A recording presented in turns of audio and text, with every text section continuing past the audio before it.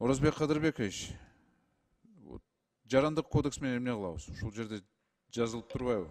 Сот аркылуу ар бир жаран адам өзүн коргош керек. Шайкеш болобу анда?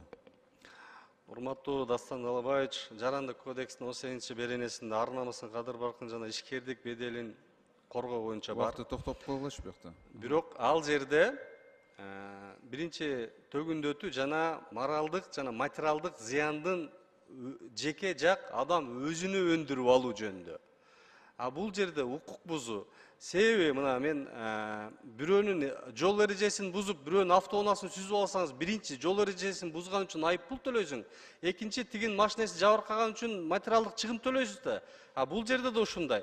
А бул дүйнөлүк практикада мен жана Сүймек Абдуллаевич айткандай, штрафты төлөйт, анан еще компенсацияны сурасаң. Жок, бул жерде азыр адамдын арыз берүү мүнөзүндө болуп аткандыктан арызды берет, ошол менен айып пулун алды, жоопко тартылды деп туруп, кээ бирлери тим коет. Мен айтып атам го, бул адамды Жок, токтоп тургулачы. Мындай болобу, анда айып пулду салынат, айып пул салынат. Демек, мен еще керек болсо сотко барып, моралдык компенсацияны сураганга укуктумун. Ал өзүңүздүн укугуңуз. Тура? Тура. Ооба. Карабайсыңарбы? Эки анда уже экинчи штраф болуп калышы мүмкүн. Мен мындай Эрки штраф эмес да. Хорошо, мындай. ДТП болсо эң чоң жогору штраф канча?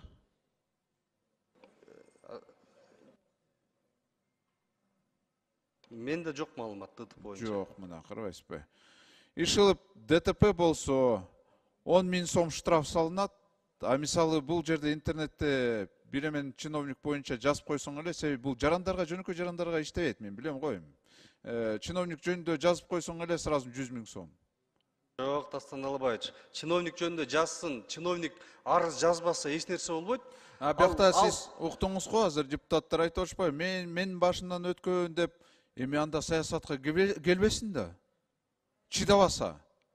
Ушунчалык нежный болсо, назик болсо, отурсун да үйдө анда. Назик болуп. Раз саясатка келди, чыдаш керек да эми. Жөнөкөй жаран Минкультурага барбайт, мен билем. Минкультура карабайт, издебейт дагы. Убакытты кетирбейбиз деп. А бияктан мисалы министрге жазып койсо, вот Минкультуранын министрге жазып койсо, ал өзү кантип карайт ошол арызды?